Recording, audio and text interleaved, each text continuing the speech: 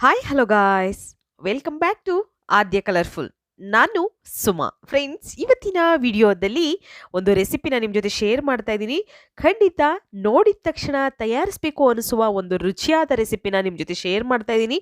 ಒಂದ್ಸಲ ತಿಂದರೆ ನೀವು ಸಮೋಸ ಕೂಡ ಮರ್ತು ಹೋಗ್ತೀರಾ, ಅಷ್ಟು ಟೇಸ್ಟಿಯಾಗಿ ಇರುವಂತಹ ಒಂದು ರೆಸಿಪಿನ ನಿಮ್ಮ ಜೊತೆ ಶೇರ್ ಮಾಡ್ತಾ ಇದ್ದೀನಿ. ಈ ಒಂದು ರೆಸಿಪಿ ಮಾಡೋದಕ್ಕೆ ಮೊದಲನೇದಾಗಿ ನಾನು ಒಂದು ಬೌಲಿಗೆ 1 ಕಪ್ ಆಗುವಷ್ಟು ಗೋಧಿ ಹಿಟ್ಟನ್ನು ಹಾಕೊಳ್ತಾ ಇದ್ದೀನಿ. ನಾವು ಚಪಾತಿಗೆ ಉಪಯೋಗಿಸ್ತೀವಲ್ಲ, ಅದೇ ಗೋಧಿ ಹಿಟ್ಟು 1 ಕಪ್ ಆಗುವಷ್ಟು ಹಾಕೊಂಡಿದ್ದೀನಿ. ಇದಕ್ಕೆ ಅರ್ಧ ಕಪ್ ಆಗುವಷ್ಟು ನಾನು ಮೈದಾ ಹಿಟ್ಟನ್ನು ಹಾಕ್ಕೊಳ್ತೀನಿ. ಸೊ ಫ್ರೆಂಡ್ಸ್, ನೀವೇನಾದರೂ ಫಸ್ಟ್ ಟೈಮ್ ನನ್ನ ಚಾನಲ್ಗೆ ವಿಸಿಟ್ ಮಾಡಿದರೆ ಪ್ಲೀಸ್ ನನ್ನ ಚಾನಲ್ನ ಸಬ್ಸ್ಕ್ರೈಬ್ ಮಾಡ್ಕೊಳ್ಳಿ, ಹಾಗೆ ಲೈಕ್ ಮಾಡಿ ಮತ್ತು ಶೇರ್ ಮಾಡಿ ಫ್ರೆಂಡ್ಸ್. ಓಕೆ, ಈಗ ಅರ್ಧ ಕಪ್ಪು ಇದಕ್ಕೆ ಮೈದಾ ಹಾಕ್ಕೊಂಡಿದ್ದೀನಿ. ನಂತರ ಅದೇ ಕಪ್ಪಿನ ಅಳತೆಯಲ್ಲಿ ಅರ್ಧ ಕಪ್ ಆಗುವಷ್ಟು ನಾವು ಚಿರೋಟಿ ರವನ ಹಾಕ್ಕೊಳ್ಳೋಣ. 1 ಕಪ್ ಗೋಧಿ ಹಿಟ್ಟಿಗೆ ಅರ್ಧ ಕಪ್ಪು ಚಿರೋಟಿ ರವೆ, ಹಾಗೆ ಅರ್ಧ ಕಪ್ಪು ಮೈದಾ ಹಿಟ್ಟು, ಇಷ್ಟನ್ನು ಕೂಡ ಹಾಕ್ಕೊಳ್ಬೇಕಾಗುತ್ತೆ. ನಂತರ ನಾನು ಸ್ವಲ್ಪ ಅಜ್ವೈನ್ ತೊಗೊಂಡಿದ್ದೀನಿ, ಒಂದು ಅರ್ಧ ಸ್ಪೂನ್ ಆಗುವಷ್ಟು ಅಜ್ವೈನ್. ಸೊ ಅಜ್ವೈನ್ನ ಕೈಯಿಂದ ಈ ಥರ ನಾವು ಸ್ವಲ್ಪ ಬೇಕು ಅಂದರೆ ನೀವು ಅದನ್ನು ಪೌಡರ್ ಥರ ಮಾಡಿ ಕೂಡ ಹಾಕ್ಕೊಳ್ಬೋದು. ನಾನು ಕೈಯಿಂದನೇ ಸ್ವಲ್ಪ ಮ್ಯಾಶ್ ಮಾಡಿ ಹಾಕ್ಕೊಳ್ತಾ ಇದ್ದೀನಿ. ಹಾಗೆ ರುಚಿಗೆ ತಕ್ಕಷ್ಟು ಉಪ್ಪನ್ನು ಹಾಕ್ಕೊಳ್ಳೋಣ ಇವಾಗ. ನಂತರ ನಾವು ಒಂದು ಪಿಂಚಷ್ಟು, ಬೇಕು ಅಂದರೆ ಉಪಯೋಗಿಸಿ, ಇಲ್ಲ ಅಂತಂದರೆ ನೀವು ಸ್ಕಿಪ್ ಮಾಡ್ಬೋದು, ಬೇಕಿಂಗ್ ಸೋಡಾನ ಹಾಕ್ಕೊಳ್ತಾ ಇದ್ದೀನಿ. ಒಂದೇ ಒಂದು ಪಿಂಚಷ್ಟು ಬೇಕಿಂಗ್ ಸೋಡಾ ಹಾಕ್ಕೊಳ್ತಾ ಇದ್ದೀನಿ.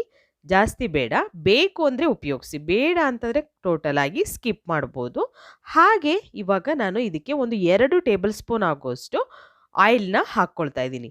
ಆಯಿಲ್ ಆದರೂ ಹಾಕ್ಬೋದು, ಅಥವಾ ದಾಲ್ಡಾ ಬೇಕು ಅಂದರೂ ಹಾಕ್ಕೊಳ್ಬೋದು, ಅಥವಾ ನೀವು ತುಪ್ಪ ಉಪಯೋಗಿಸ್ತೀವಿ ಅಂದರೆ ತುಪ್ಪ ಕೂಡ ಹಾಕ್ಕೊಳ್ಬೋದು, ಅಥವಾ ಬೆಣ್ಣೆ ಹಾಕ್ಕೊಳ್ತೀವಿ ಅಂದರೆ ಬೆಣ್ಣೆ ಕೂಡ ಹಾಕ್ಕೊಳ್ಬೋದು ಫ್ರೆಂಡ್ಸ್.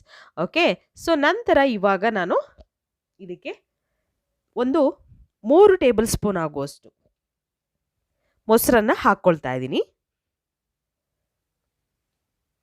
ಓಕೆ, ಗಟ್ಟಿ ಮೊಸರನ್ನೇ ಹಾಕ್ಕೊಳ್ತಾ ಇದ್ದೀನಿ, 3 ಟೇಬಲ್ ಸ್ಪೂನ್ ಆಗುವಷ್ಟು. ನಂತರ ಇವಾಗ ಮಿಕ್ಸ್ ಮಾಡ್ಕೊಳ್ಳೋಣ. ಫಸ್ಟು ನೀಟಾಗಿ ಇವಾಗ ನಾನು ಇದನ್ನು ಮಿಕ್ಸ್ ಮಾಡ್ಕೊಳ್ತೀನಿ.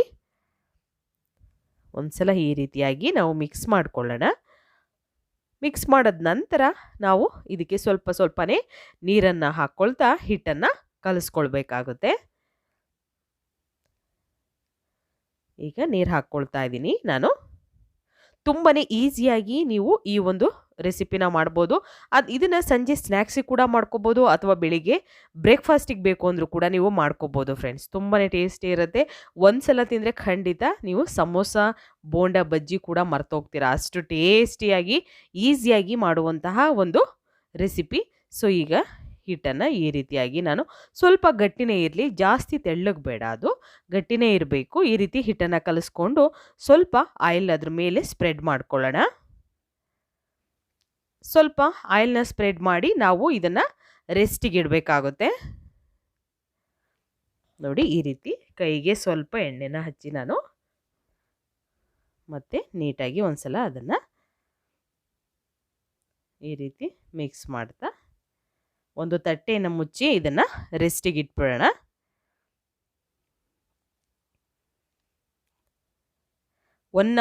ಇದನ್ನು 1 ಅವರ್ ಕಾಲ, ಅಂದರೆ 1 ಗಂಟೆಗಳ ಕಾಲ ನಾನು ರೆಸ್ಟಿಗೆ ಇಡ್ತಾ ಇದ್ದೀನಿ, ಚೆನ್ನಾಗಿ ಅದು ಹಿಟ್ಟು ನೆನಿಲಿ ಅಂತ ಹೇಳಿ. ಈಗ ಒಂದು ಪ್ಯಾನ್ ತೊಗೊಂಡಿದ್ದೀನಿ, ಇದಕ್ಕೆ 1 ಸ್ಪೂನು ಅಥವಾ 2 ಸ್ಪೂನ್ ಆಗುವಷ್ಟು ಆಯಿಲ್ನ ಹಾಕ್ಕೊಳ್ಳೋಣ. ಜಾಸ್ತಿ ಏನು ಬೇಕಾಗೋದಿಲ್ಲ, ಕಮ್ಮಿ ಇಂಗ್ರೀಡಿಯೆಂಟ್ಸಲ್ಲೇ ಮಾಡುವಂಥ ರುಚಿಯಾದ ಒಂದು ಸ್ನ್ಯಾಕ್ಸ್ ರೆಸಿಪಿ ಇದು. ಸೊ ಇದಕ್ಕೆ ಸಣ್ಣದಾಗಿ ಕಟ್ ಮಾಡಿರುವಂತಹ ಹಸಿರು ಮೆಣಸಿನಕಾಯಿನ ಹಾಕ್ಕೊಳ್ತಾ ಇದ್ದೀನಿ ನಾನು. ನಂತರ ಒಂದು 3 ಆಲೂಗೆಡ್ಡೆನ ಬೇಯಿಸಿ ನಾನು ಅದನ್ನು ಮ್ಯಾಶ್ ಮಾಡ್ಕೊಂಡಿದ್ದೀನಿ, ಅದನ್ನು ಹಾಕ್ಕೊಳ್ತಾ ಇದ್ದೀನಿ. ನೋಡ್ಬೋದು ನೀವು, ಸಿಪ್ಪೆ ತೆಗೆದು ಬೇಯಿಸಿ ನಂತರ ಮ್ಯಾಶ್ ಮಾಡಿ ಹಾಕ್ಕೊಳ್ತಾ ಇದ್ದೀನಿ. ಒಂದು 3ರಿಂದ 4 ಆಲೂಗೆಡ್ಡೆ ತೊಗೊಂಡ್ರೆ ಸಾಕಾಗುತ್ತೆ. ಸೊ ಈಗ ಮಿಕ್ಸ್ ಮಾಡ್ಕೊಳ್ಳೋಣ ಒಂದ್ಸಲ ಚೆನ್ನಾಗಿ. ಸ್ಟವ್ನ ಲೋ ಫ್ಲೇಮ್ ಇಟ್ಕೊಂಡು ಇದನ್ನು ಮಿಕ್ಸ್ ಮಾಡ್ಕೊಳ್ಳೋಣ. ಮಿಕ್ಸ್ ಮಾಡಿದ ನಂತರ ಇದಕ್ಕೆ ಕೆಲವೊಂದು ಇಂಗ್ರೀಡಿಯೆಂಟ್ಸ್ನ ಹಾಕ್ಕೊಳ್ಬೇಕಾಗುತ್ತೆ. ಸೊ ಈಗ ನಾನು ಇದಕ್ಕೆ ಸ್ವಲ್ಪ ಅಡಿಗೆ ಅರಿಶಿನ ಹಾಕ್ಕೊಳ್ತಾ ಇದ್ದೀನಿ. ಒಂದು 1/4 ಟೀ ಸ್ಪೂನ್ ಆಗೋಷ್ಟು ಅಡಿಗೆ ಅರಿಶಿನ ಹಾಕ್ಕೊಳ್ಳೋಣ. ಅರಿಶಿನ ಹಾಕಿದ ನಂತರ ಸ್ವಲ್ಪ ರುಚಿಗೆ ಉಪ್ಪನ್ನು ಹಾಕ್ಕೊಳ್ತೀನಿ. ಸೊ ಉಪ್ಪು ನೋಡಿಕೊಂಡು ಉಪಯೋಗಿಸಿ. ನಾವು ಆಲೂಗೆಡ್ಡೆ ಬೇಯಿಸಬೇಕಾದ್ರೂ ಕೂಡ ಉಪ್ಪನ್ನು ಹಾಕಿರ್ತೀವಿ. ಸೊ ನೋಡಿಕೊಂಡು ಉಪ್ಪನ್ನು ಉಪಯೋಗಿಸಿ ಫ್ರೆಂಡ್ಸ್, ಆಯಿತಾ. ನಂತರ ಇದಕ್ಕೆ ಸ್ವಲ್ಪ ಗರಂ ಮಸಾಲ ಪೌಡರ್ ಹಾಗೆ ಸ್ವಲ್ಪ ಚಾಟ್ ಮಸಾಲ ಇಷ್ಟನ್ನು ಹಾಕ್ಕೊಳ್ತೀನಿ. ಇದಕ್ಕೆ ಬೇಕು ಅಂತಂದರೆ ನೀವು ಮ್ಯಾಗಿ ಮಸಾಲ ಕೂಡ ಹಾಕ್ಕೊಳ್ಬೋದು. ಟೇಸ್ಟು ತುಂಬ ಚೆನ್ನಾಗಿ ಬರುತ್ತೆ. ಇದ್ರೆ ಉಪಯೋಗಿಸಿ, ಇಲ್ಲ ಅಂತಂದರೆ ಸ್ಕಿಪ್ ಮಾಡಿ, ತೊಂದರೆ ಇಲ್ಲ. ಟೇಸ್ಟ್ ಅಂತೂ ಸೂಪರಾಗಿರೋಂತೆ ಹೀಗೆ ಮಾಡಿದ್ರು ಕೂಡ. ಇವಾಗ ಖಾರಕ್ಕೆ ನಾವು ಇಲ್ಲಿ ಹಸಿರು ಮೆಣಸಿನ್ಕಾಯಿನ ಉಪಯೋಗಿಸಿದ್ದೀವಿ. ಆದರೂ ಕೂಡ ಸ್ವಲ್ಪ ಅಚ್ಕಾರದ ಪುಡಿನ ಹಾಕ್ಕೊಳ್ಳೋಣ. ಸೊ ಮಕ್ಕಳಿಗೆ ಕೊಡೋದಾದರೆ ಹಸಿರು ಮೆಣಸಿನ್ಕಾಯಿನ ನೀವು ಸ್ಕಿಪ್ ಮಾಡ್ಬೋದು ಫ್ರೆಂಡ್ಸ್. ಓಕೆ, ನಾನು ಅಚ್ಕಾರದ ಪುಡಿ ಹಾಕ್ಕೊಳ್ತಾ ಇದ್ದೀನಿ 1 ಸ್ಪೂನ್ ಆಗುವಷ್ಟು. ಹಾಗೆ ಇದಕ್ಕೆ 1/4 ಟೀ ಸ್ಪೂನ್ ಆಗುವಷ್ಟು ಧನಿಯಾ ಪೌಡರ್ನ ಹಾಕ್ಕೊಳ್ಳೋಣ. ಧನಿಯಾ ಪೌಡರ್ ಹಾಕೋದ ನಂತರ ನಾನು ಸಣ್ಣದಾಗಿ ಕಟ್ ಮಾಡಿರೋಂತಹ ಕೊತ್ತಂಬರಿ ಸೊಪ್ಪನ್ನು ಕೂಡ ಇವಾಗ ಇದಕ್ಕೆ ಹಾಕ್ಕೊಳ್ತಿದ್ದೀನಿ. ಇಷ್ಟನ್ನು ಹಾಕಿದ ನಂತರ ನಾವು ಇದನ್ನು ಚೆನ್ನಾಗಿ ಫಸ್ಟ್ ಮಿಕ್ಸ್ ಮಾಡ್ಕೊಳ್ಳೋಣ. ನೀಟಾಗಿ ಸ್ಟವ್ನ ನೀವು ಲೋ ಫ್ಲೇಮಲ್ಲೇ ಇಟ್ಕೋಬೇಕಾಗುತ್ತೆ, ಹೈ ಫ್ಲೇಮ್ ಅಂತೂ ಮಾಡಬೇಡಿ. ಈಗ ಮಿಕ್ಸ್ ಮಾಡ್ಕೊಳ್ಳೋಣ ನೀಟಾಗಿ. ಇವಾಗ ನೀಟಾಗಿ ಇದನ್ನು ಮಿಕ್ಸ್ ಮಾಡ್ಕೊಳ್ಳೋಣ.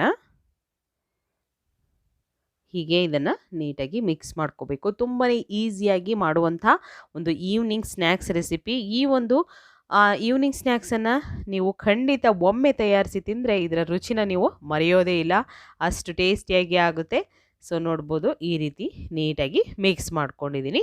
ಸೊ ಈಗ ಕರೆಕ್ಟಾಗಿ ಆಗಿದೆ. ಸ್ವಲ್ಪ ತಣ್ಣಗಾಗೋದಕ್ಕೆ ನಾವು ಅದನ್ನು ಇಟ್ಬಿಡೋಣ. ಅಲ್ಲಿವರೆಗೂ ಈಗ ಹಿಟ್ಟು ನೋಡೋಣ. ಹಿಟ್ಟು ಈಗ ಚೆನ್ನಾಗಿ ಕೈಯಿಂದ ಅದನ್ನು ಚೆನ್ನಾಗಿ ನಾದ್ಕೋಬೇಕು ನಾವು. ನೋಡಿ 1 ಅವರ್ ನಾನು ರೆಸ್ಟಿಗೆ ಇಟ್ಟಿದ್ದೆ ಇದನ್ನು. ಸೊ ಟೈಮ್ ಇದ್ದರೆ 1 ಅವರ್ ಇಡಿ, ಇಲ್ಲ ಅಂದರೆ ಒಂದು ಹಾಫ್ ಆನ್ ಅವರ್ ಇಟ್ಟರೂ ಕೂಡ ಸಾಕು. ತುಂಬ ಚೆನ್ನಾಗಿ ನಾವು ಈ ಒಂದು ಸ್ನ್ಯಾಕ್ಸನ್ನು ಮಾಡ್ಕೋಬೋದು. ಹಾಫ್ ಆನ್ ಅವರ್ ಇಟ್ಟರೂ ಕೂಡ ಏನೂ ತೊಂದರೆ ಇಲ್ಲ. ಈಗ ಸ್ವಲ್ಪ ಹಿಟ್ಟನ್ನು ಈ ರೀತಿ ಕೈಯಿಂದ ತಗೊಳ್ಳೋಣ. ಹಿಟ್ಟನ್ನು ತಗೊಂಡ ನಂತರ ನಾವು ಈಗ ಒಂದು ಫಸ್ಟಿಗೆ ಮಣೆ ಇಟ್ಕೊಳ್ಳೋಣ. ನೋಡಿ, ಅದಕ್ಕೆ ಸ್ವಲ್ಪ ಆಯಿಲ್ನ ಸ್ಪ್ರೆಡ್ ಮಾಡ್ಕೊಳ್ತಾ ಇದ್ದೀನಿ. ನಂತರ ನಾವು ಇದನ್ನು ಲಟ್ಟಿಸ್ಕೋಬೇಕಾಗುತ್ತೆ. ಈಗ ಲಟ್ಟಿಸ್ಕೊಳ್ತಾ ಇದ್ದೀನಿ. ಜಾಸ್ತಿ ಇದನ್ನು ಅಗಲವಾಗಿ ಲಟ್ಟಿಸೋದು ಬೇಡ, ಚಿಕ್ಕದಾಗಿದ್ದರೆ ಸಾಕು ನಮಗೆ. ಈ ರೀತಿ ಲಟ್ಟಿಸ್ಕೊಂಡು ನಾವು ಇವಾಗ ಈ ರೀತಿಯಾಗಿ ನಾನು ಲಟ್ಟಿಸ್ಕೊಳ್ತಾ ಇದ್ದೀನಿ. ನಂತರ ಈಗ ಆಲೂಗೆಡ್ಡೆಯ ಒಂದು ಮಿಶ್ರಣ ಇದೆಯಲ್ಲ, ಅದನ್ನು ಉಂಡೆ ಮಾಡಿ ಈ ಥರ ನಾನು ಇಟ್ಕೊಂಡಿದ್ದೀನಿ. ಸೊ ಅದನ್ನು ಒಳಗೆ ಸ್ಟಫಿಂಗ್ ಮಾಡಿ ನಂತರ ಹೀಗೆ ನಾವು ಇದನ್ನು ಕ್ಲೋಸ್ ಮಾಡಬೇಕು. ಈ ಥರ ಮಾಡಿ ನಾವು ಜಸ್ಟ್ ಕೈಯಿಂದನೇ ಕೂಡ ನೀವು ಅದನ್ನು ಸ್ವಲ್ಪ ಅಗಲ ಮಾಡಿಕೊಂಡ್ರೆ ಸಾಕಾಗುತ್ತೆ.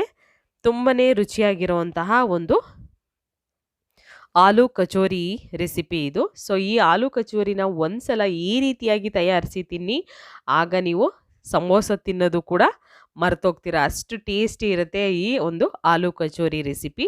ಸೊ ಈಗ ನೋಡಿ, ಇಷ್ಟು ಮಾಡಿದ್ರೆ ಸಾಕು. ಇಷ್ಟು ದಪ್ಪ ಇದ್ದರೆ ಸಾಕಾಗುತ್ತೆ ನಮಗೆ.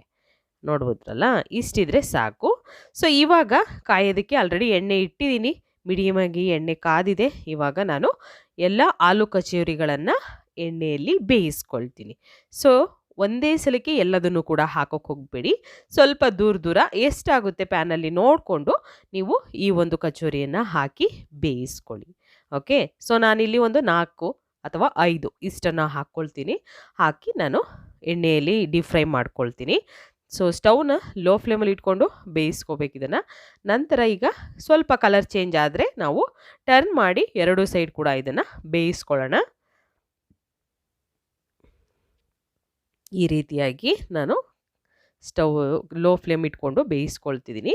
ನಿಧಾನವಾಗಿ ಟರ್ನ್ ಮಾಡಿ.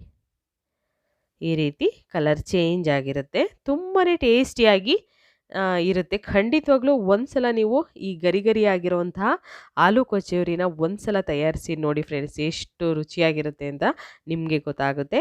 ಸೊ ಇದನ್ನು ಕೂಡ 2 ಸೈಡ್ ನಾನು ಸ್ವಲ್ಪ ಕಲರ್ ಚೇಂಜ್ ಆಗೋ ಹಾಗೆ ಬೇಯಿಸ್ಕೊಳ್ತಾ ಇದ್ದೀನಿ. ಸೊ ಈಗ ನೋಡಿ ಆಗಿದೆ. ಇವಾಗ ನಾವು ಒಂದು ಟಿಶ್ಯೂ ಪೇಪರ್ ಮೇಲೆ ತೆಗೆದಿಟ್ಕೊಳ್ಳೋಣ. ತುಂಬಾ ರುಚಿಯಾಗಿರುವಂತಹ ಈಸಿಯಾಗಿರುವಂತಹ ಆಲೂ ಕಚೋರಿ ರೆಸಿಪಿನ ನಿಮ್ಮ ಜೊತೆ ಶೇರ್ ಮಾಡಿದ್ದೀನಿ. ಈ ಒಂದು ಆಲೂ ಕಚೋರಿನ ಯಾವಾಗಲಾದರೂ ನೀವು ಸಂಜೆ ಸ್ನ್ಯಾಕ್ಸಿಗೋ ಅಥವಾ ಬ್ರೇಕ್ಫಾಸ್ಟಿಗೋ ಯಾವಾಗಾದರೂ ಮಾಡಿ ಒಂದ್ಸಲ ಟೇಸ್ಟ್ ನೋಡಿ ಹೇಗೆ ಬಂತು ಅಂತ ತಪ್ಪದೆ ಕಾಮೆಂಟ್ ಸೆಕ್ಷನಲ್ಲಿ ನನಗೆ ತಿಳಿಸಿ. ಇವತ್ತಿನ ವಿಡಿಯೋ ಇಷ್ಟ ಆಗಿದ್ರೆ ಪ್ಲೀಸ್ ಚಾನಲ್ನ ಸಬ್ಸ್ಕ್ರೈಬ್ ಮಾಡ್ಕೊಳ್ಳಿ, ಹಾಗೆ ಲೈಕ್ ಮಾಡಿ ಮತ್ತು ಶೇರ್ ಮಾಡಿ. ಇವತ್ತಿನ ವಿಡಿಯೋನ ಇಲ್ಲಿಗೆ ಮುಗಿಸೋಣ. ಮತ್ತೆ ಇನ್ನೊಂದು ಹೊಸ ವಿಡಿಯೋ ಜೊತೆ ಬರ್ತೀನಿ. ಬಾಯ್, ಸಿ ಯು.